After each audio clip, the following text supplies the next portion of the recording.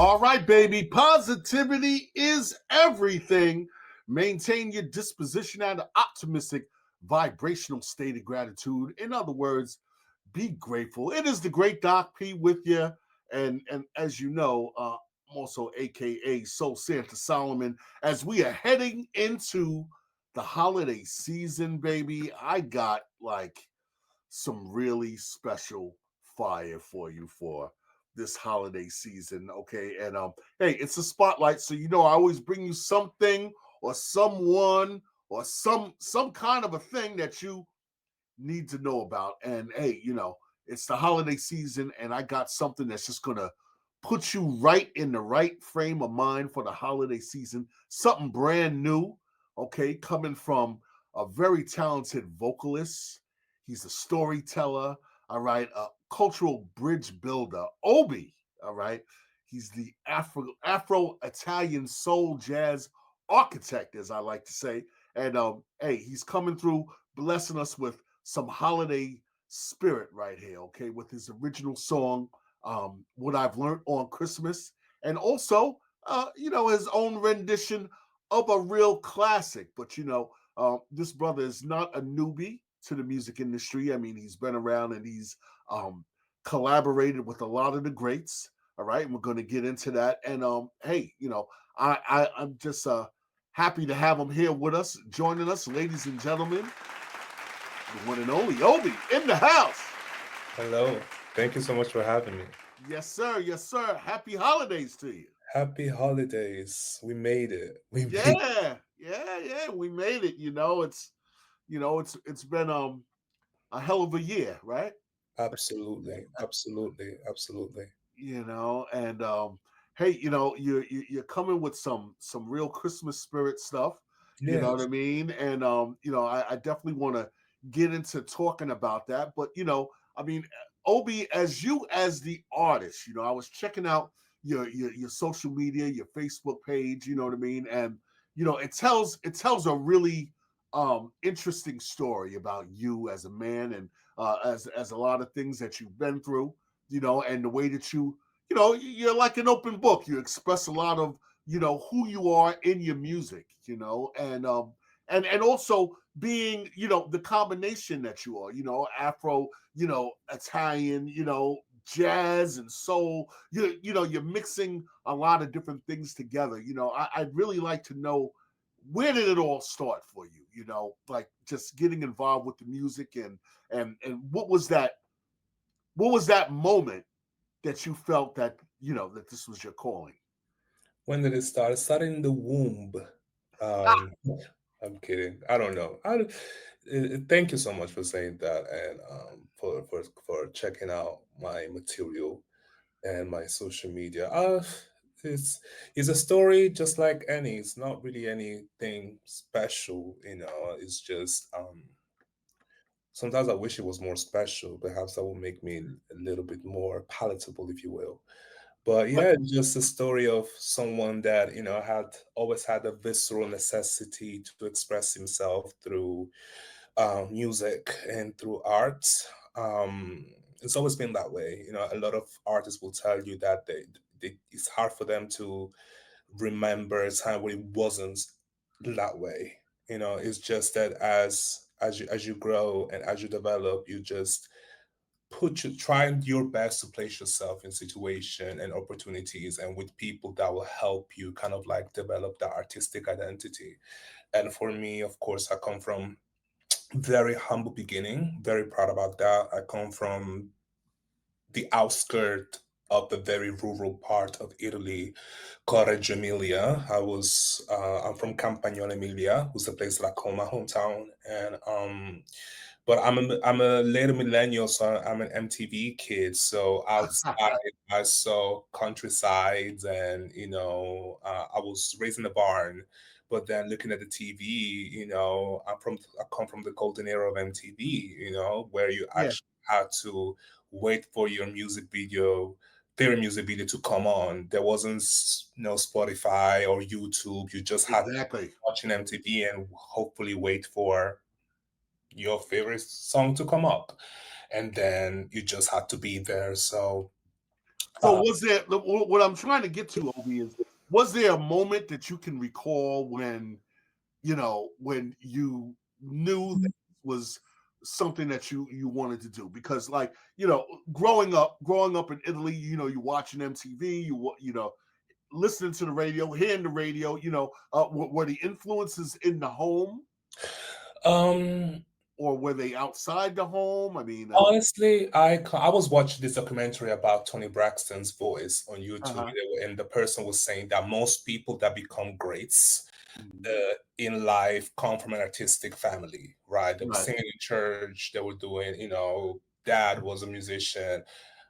I'm the only one in my family. No one is absolutely artistically inclined. My mom is a nurse, my dad is a truck driver, and my sister is an engineer, and my brother is a pre-med.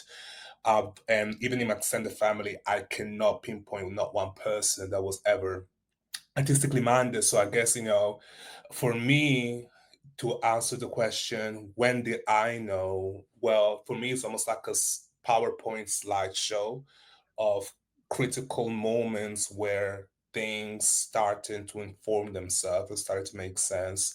There was one time when my mom always says the story that when I was in kindergarten, speaking of Christmas, there would be the Uh-huh. Christmas show, and all of us would be, there was one time that we were all dressed up as little angels, and we were singing this Italian Christmas song, Luci di Natale, Luci, Luci, Luci di Natale. And they had like, kind of like those choir mics that make it Yeah. choir. So she told me that even at 4 years old, I would get in front of the choir as if I was the lead singer, and this is my thing, right? So there's that moment. There's a moment when I was 7 years old when I performed in front of the school for the first time, and I experienced applauses. And Mm. it's like, I don't know what they said, but it feels good. Yeah, there you go. And then, of course, fast forwarding 20 years later in London, um, that my London years, as we lived in London for 9 years, those were the time, I call them my formative years. I spent a lot of time at the Ronnie Scott's. The Ronnie Scott's is a jazz institution. Has been around forever. Anyone that's ever been anyone in jazz has played there. And I spent a lot of time upstairs in the avant-garde, upcoming platform, doing my residencies every Tuesday. Shout out to Ruby Sings and Jams for giving me that opportunity every Tuesday at 10 p.m. doing my sets. And just like the Apollo here, the Ronnie Scott is very much those places that if they don't like you, they won't like you. They'll talk over you because there's not really a stage. So the crowd is literally here. The Right. only thing separating you and the crowd is your mic. And the bar is next to you. So people are there trying to get drunk, trying to smoke, trying to do all kinds of stuff. So if they're Right. enthused, they'll just talk over you, whatever. That, even background noise is less than that. And I remember the first time that I played there, my 20-minute set.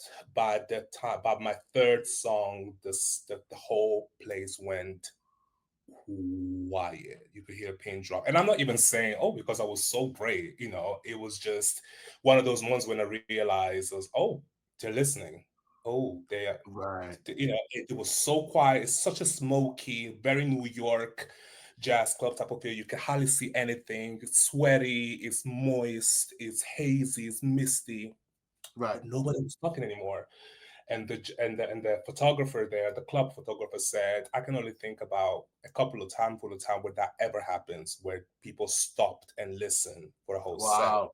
So that So was the you're very so first you time. so you're like an artist that really thrives on the live performance aspect. Absolutely. You know what I mean? Absolutely. I proudly consider myself a live artist that records as opposed to a recording artist that does live shows. I've learned how to sing, I've learned how to perform live, and And a your lot of big singers thing, don't have yeah, your big thing was live at Bruno's. live at Bruno's. Yeah, a lot of singers kind of like start in the recording studio, but for me, I learned my chops through singing at weddings, singing at name ceremonies, divorce parties, background vocals, session vocals, singing at people's corporate Christmas parties. How do you entertain these people for 2 hours? Yeah. I've done a lot of Motown review shows back in the days. So yeah, yeah, yeah, and that was why a lot of, if not almost all of my anthology is live based, because I found the recording experience pretty stifling. The minute somebody tells me, "Okay, record, press Right. play," I don't know how to do that. The reason why I love the live, and the reason why I am so attracted to jazz music, is because you either get it now, the next time is going to be different. You can't Mm, ask me to do the same thing twice, which gives me a level of liberation and freedom that I found extremely physically, sonically, emotionally, spiritually attractive. And so yeah, it was such a no-brainer for my first single to be Strange Fruit, because what best way for me to present myself? And I'm saying it wow. as Obi, talking about Obina, which is actually my name, talking about Obi. What better way to present yourself to the world, introduce yourself to the world, by doing something by giving them your best, which is live performance. And not for nothing, but I mean, you are like a breath of fresh air, You think artistically. so? I think so. The reason why I say that is because, a lot of artists really depend on that studio technology, to make them do what it is that they do, and not taking a whole lot away from them, because I mean the end product always ends up being good with a lot of those artists. But when you see them live, a lot of times you're let down. Whereas Yeah. with you, it is what you hear is what you get. And even I noticed that even the recordings that you have, they have a real live aspect to it. You know Yeah. what I mean? And I just think it's refreshing. It brings us back to a time when you know performers really had to have talent. Yes.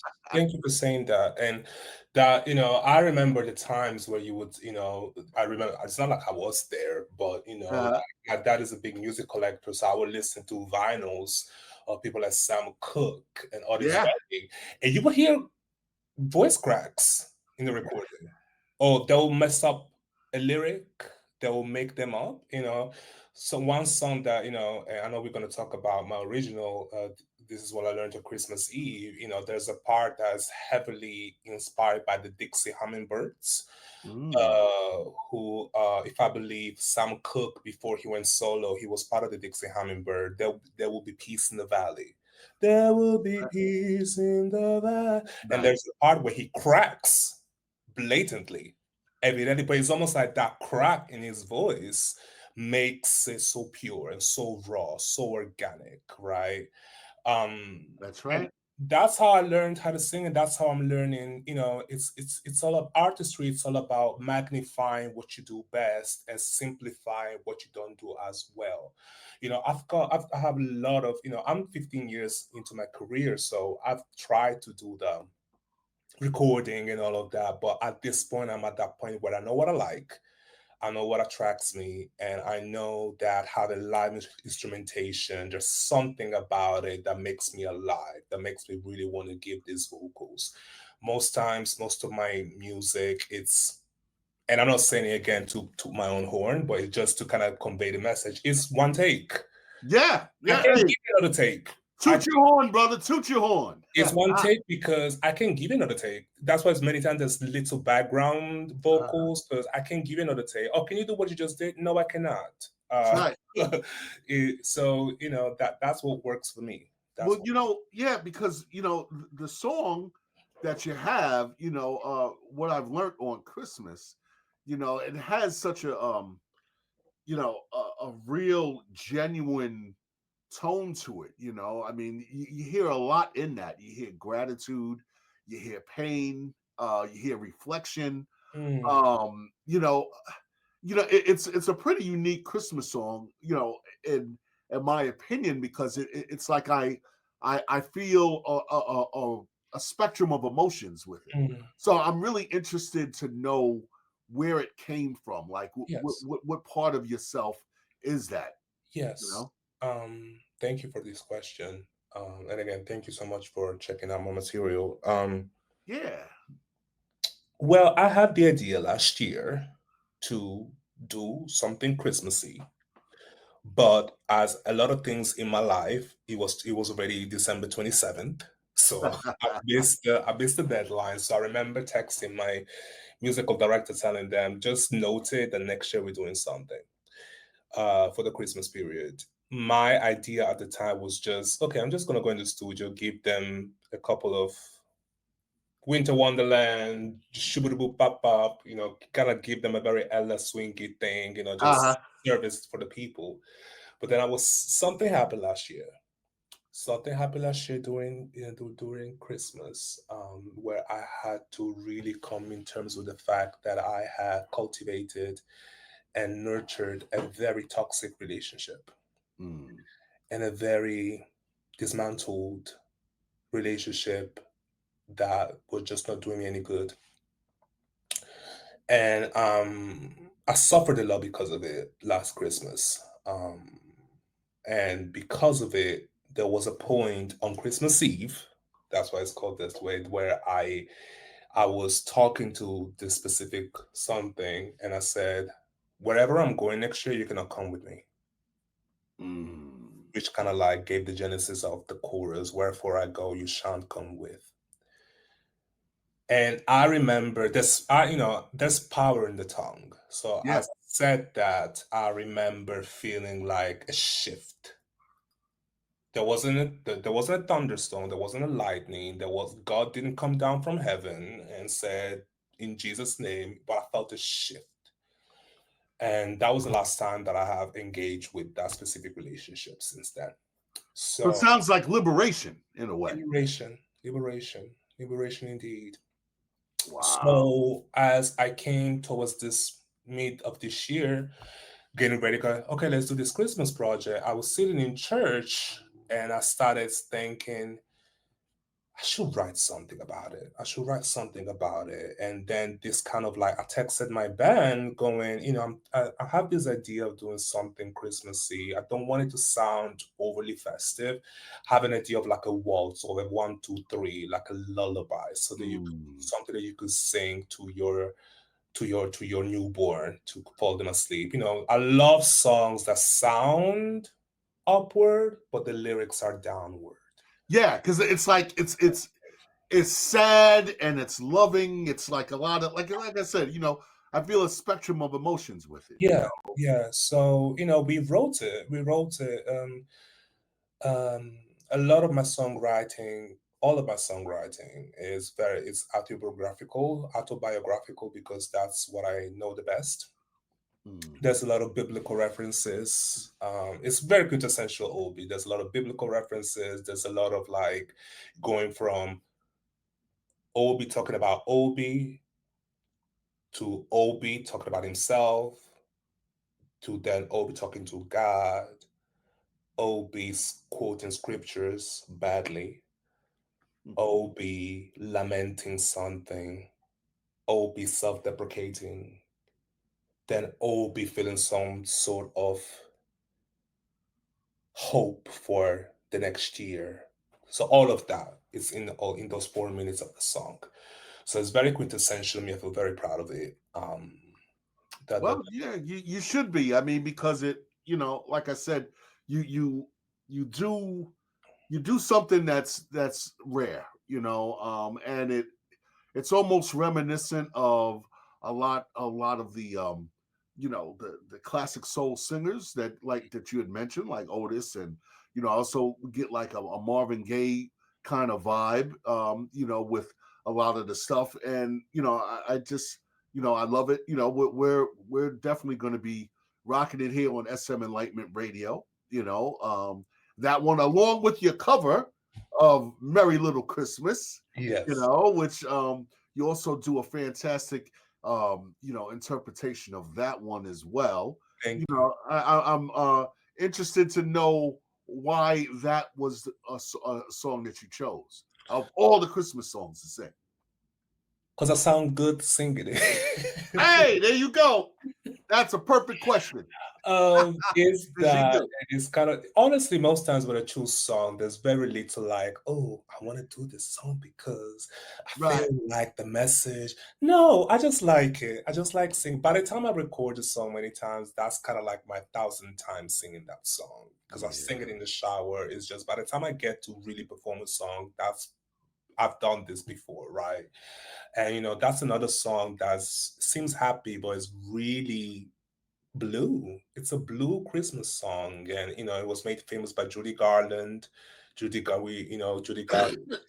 She had a existence, so I felt like it conjugated beautifully with the whole point of the Christmas album. Because, like I said, I lived for a very long time in London, and in London,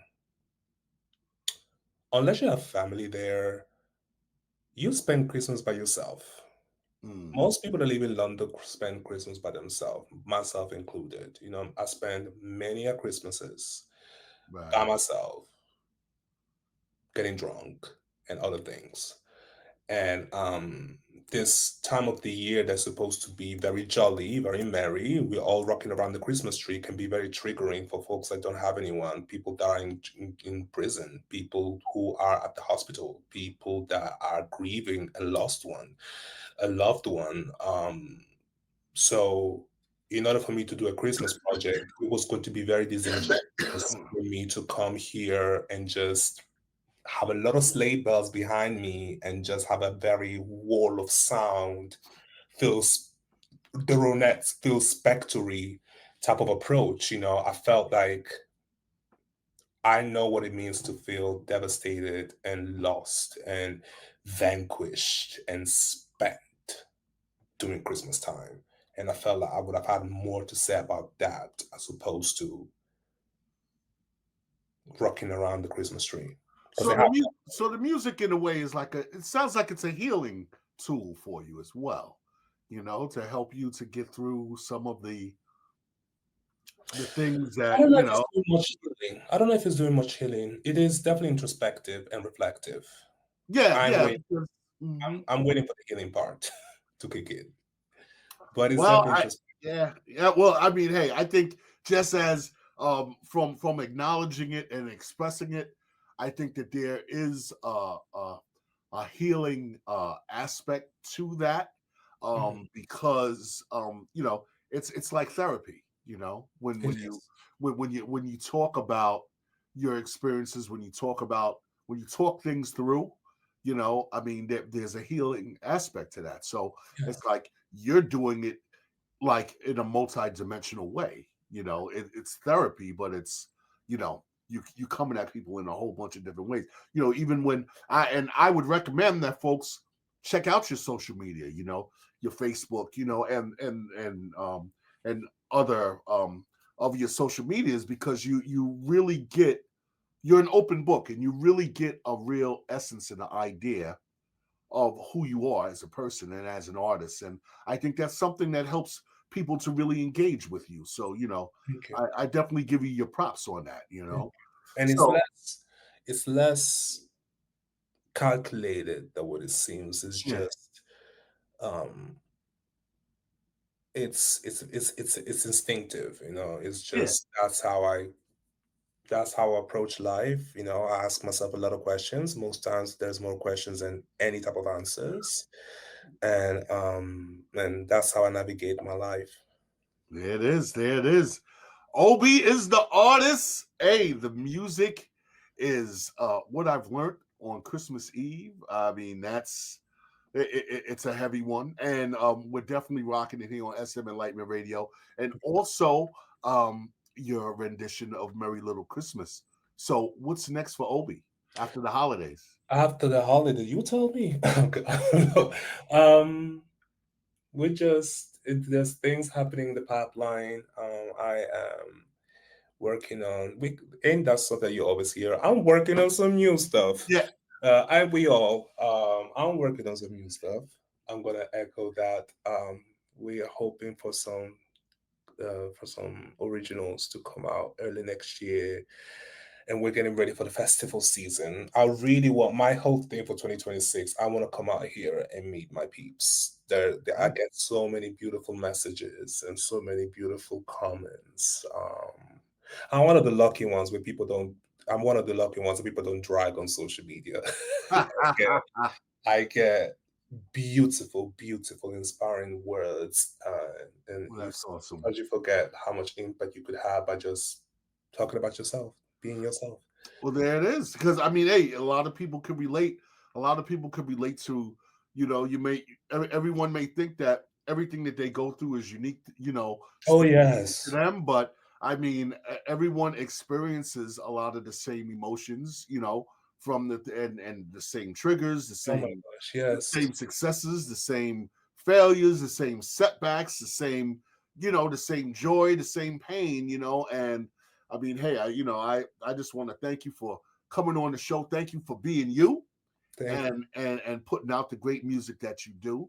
Thank you. And hey, once again, the artist is Obi, and let the people know how it is that they can follow you and Yeah. where and plug away, I brother. would love to. I would love to. So you can find me on every social media. I mean, let me rephrase it.